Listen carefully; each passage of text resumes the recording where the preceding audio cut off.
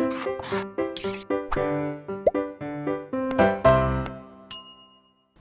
Students, welcome back to Blueprint Digital. आज की इस वीडियो में हम विलयनों के प्रकार यानी कि टाइप्स ऑफ सॉल्यूशन के बारे में पढ़ेंगे और जल के अणुओं की गति यानी कि मूवमेंट ऑफ वाटर मॉलिक्यूल्स के बारे में पढ़ेंगे।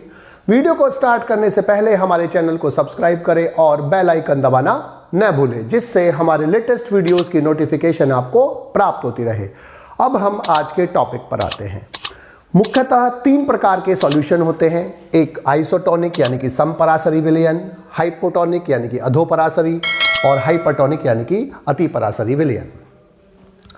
यदि किसी सॉल्यूशन यानी कि विलयन की कंसंट्रेशन सांद्रता इस प्रकार से है कि वो जो सेल सैप होता है, प्लांट सेल में एक बड़ी वैक्यूल प्रेजेंट होती है, धानी प्रेजेंट होती है, इसमें जो एक फ्लूइड भरा हुआ होता है, द्रव भरा होता है, उसे हम बोलते हैं सेल सैप, कोशिका रस। और इसकी जो मेम्ब्रेन होती है, इसे बोलते हैं हम टोनोप्लास्ट। अगर किसी सॉल्यूशन की सांद्रता कंसंट्रेशन इस सेल सैप के बराबर है, यानी कि सेल सैप और सॉल्यूशन यानी कि विलयन की सांद्रता बराबर है, तब इस प्रकार का सॉल्यूशन, बाहर वाला सॉल्यूशन क्या कहलाता है? समपरासरी यानी कि आइसोटोनिक सॉल्यूशन कहलाता है। लेकिन अगर किसी सॉल्यूशन की कंसंट्रेशन इस प्रकार से है कि जो एक सेल है उसके अंदर जो सेल सैप है, उस सेल सैप की जो कंसंट्रेशन है उससे इसकी कंसंट्रेशन कम है, यानी कि जब बाहर वाले सॉल्यूशन की कंसंट्रेशन कम है और सेल सैप की अधिक है, तब जो बाहर वाला ये सॉल्यूशन है ये क्या कहलाएगा? हाइपोटोनिक सॉल्यूशन कहलाएगा, यानी कि अधोपरासरी सॉल्यूशन कहता है।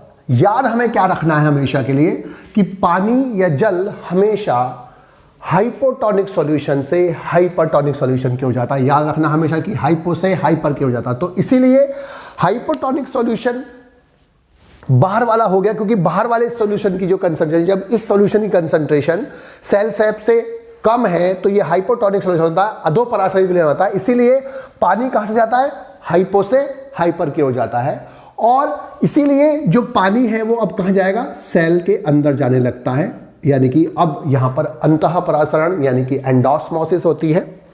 जैसे अगर हम रेजिन्स को यानी कि जो सूखे अंगूर होते हैं यानी कि किशमिश को अगर हम पानी में डाल देते हैं तो वो फूल जाती हैं, तो वो हाइपोटोनिक सॉल्यूशन के अंदर फूलते। तो अगर उसमें कम सॉल्ट है तो हाइपोटोनिक सॉल्यूशन में अगर हम रेजिन्स को डालते हैं तो वो पानी उसके अंदर आता है, एंडोस्मोसिस शो करते हैं। लेकिन अगर किसी सॉल्यूशन की कंसंट्रेशन इस प्रकार से है कि जो सेल सैप है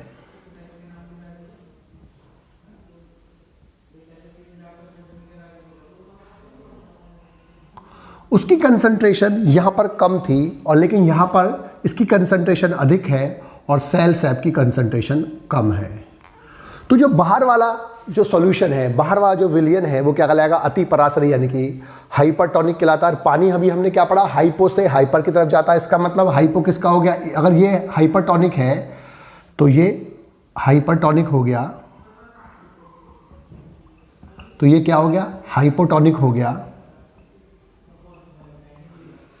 तो पानी जो होता है वो हमेशा हाइपो से हाइपर की तरफ जाता है, तो इसका मतलब पानी इसमें से निकलकर अब बाहर आने लगेगा और सेल श्रिंक होती है। एग्जाम्पल, अगर हम ग्रेप्स को, अंगूर को एक सॉल्ट कंसंट्रेशन में या शुगर के या सॉल्ट के विलयन में डाल देते हैं तो वो श्रिंक हो जाता है, सिकुड़ जाता है, एक्सोस्मोसिस शो करता है, पानी निकलकर बाहर आता है। तो अगर किसी सॉल्यूशन की सांद्रता सेल सैप के बराबर है तो वो आइसोटोनिक यानी कि समपरासरी विलयन कहलाता है, और इस स्टेज में पानी का फ्लो नहीं होगा, ना तो पानी अंदर से बाहर जाएगा ना बाहर से अंदर आएगा। इसका मतलब पानी का फ्लो नहीं होगा। जब किसी सॉल्यूशन का, किसी विलयन की जो सांद्रता होती है वो सेल सैप से कम होती है और सेल सेप की ज़्यादा होती है तो वो बाहर वाला सॉल्यूशन हाइपोटोनिक यानी कि अधोपराशरी कहलाता है। और पानी हमेशा हाइपो से हाइपरटोनिक सॉल्यूशन क्यों जाता है, यानी कि पानी यहाँ से अब अंदर जाने लगेगा। इसके विपरीत अगर किसी सॉल्यूशन की सांद्रता इस प्रकार से है कि उसकी सांद्रता जो होती है वो सेल सेप से अधिक होती है तो वो बाहर वाला सॉल्यूशन, बाहर वाला विलयन हाइपरटोनिक कहलाएगा और जो सेल सेप होगा वो हाइपोटोनिक जाएगा। पानी हमेशा हाइपोटोनिक से हाइपरटोनिक हो जाता है, अब पानी बाहर आने लगेगा।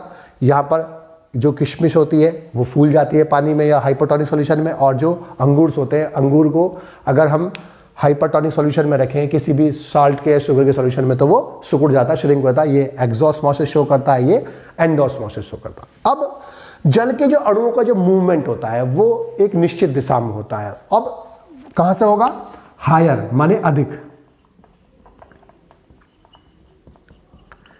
हायर जो डीपी है डिफ्यूजन प्रेशर, डीपी का मतलब विसरण दाब, उससे लोअर यानी कि कम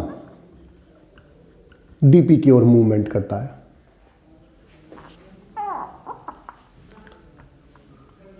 तो जल के अणु हमेशा ऐसे क्षेत्र से जाएंगे जहां अधिक डिफ्यूजन प्रेशर है, उससे कम डिफ्यूजन प्रेशर वाले यानी कि विसरण दाब वाले क्षेत्र की ओर मूव करते हैं। दूसरा, लोअर ऑस्मोटिक प्रेशर से हायर ऑस्मोटिक प्रेशर की ओर जाते हैं, लोअर ऑस्मोटिक प्रेशर से हायर ऑस्मोटिक प्रेशर की ओर, यानी कि कम परासरण दाब से अधिक परासरण दाब वाले क्षेत्र की ओर जाते हैं। इसके बाद अभी थोड़ी देर पहले ही जो हमने पढ़ा कि लोअर डीपीडी से हायर डीपीडी की ओर जाता है, कम विसरण दाब न्यूनता से अधिक विसरण दाब न्यूनता की ओर। वाटर पोटेंशियल में यानी कि साइन डब्ल्यू में क्या होता है कि जो वाटर पोटेंशियल होता है वो हमेशा हायर यानी कि अधिक वायर पोटेंशियल, और अधिक का मतलब क्या आता है, लेस निगेटिव, लेस निगेटिव यानी कि कम निगेटिव जो वैल्यू होगी वो ज्यादा होता है हायर वाटर पोटेंशियल से लोअर वाटर पोटेंशियल की ओर, अधिक जल विभव वाले क्षेत्र से कम जल विभव वाले क्षेत्र की ओर जाता है। इसके बाद हायर टीपी से लोअर टीपी यानी कि अधिक स्फीति दाब वाले क्षेत्र से कम स्फीति दाब वाले क्षेत्र की ओर जाता है। इसके बाद हाइपोटोनिक सॉल्यूशन, अभी हमने पढ़ा हाइपोटोनिक सॉल्यूशन से यानी कि अधोपराशरी विलयन से हाइपरटोनिक सॉल्यूशन की ओर, और जो इसको हम ये भी कह सकते हैं कि कम सांद्रता वाले विलयन से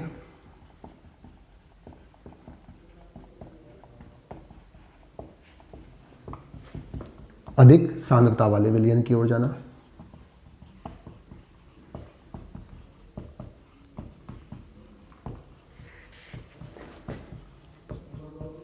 तो वाटर का जो मूवमेंट होता है वो सेल में अधिक डीपी से लोअर डीपी की ओर, लोअर ऑस्मोटिक प्रेशर से हायर ऑस्मोटिक प्रेशर की ओर, लोअर डीपीडी से हायर डीपीडी की ओर, हायर वाटर पोटेंशियल यानी कि लेस नेगेटिव से लोअर वाटर पोटेंशियल की ओर, हायर टीपी से लोअर टीपी की ओर हाइपोटोनिक सॉल्यूशन, या कम सांद्रता वाले विलयन से अधिक सांद्रता वाले विलयन या हाइपरटोनिक सॉल्यूशन की ओर जल के अणु मूव करते हैं। बच्चों, आज की इस वीडियो में बस हम इतना ही पढ़ेंगे।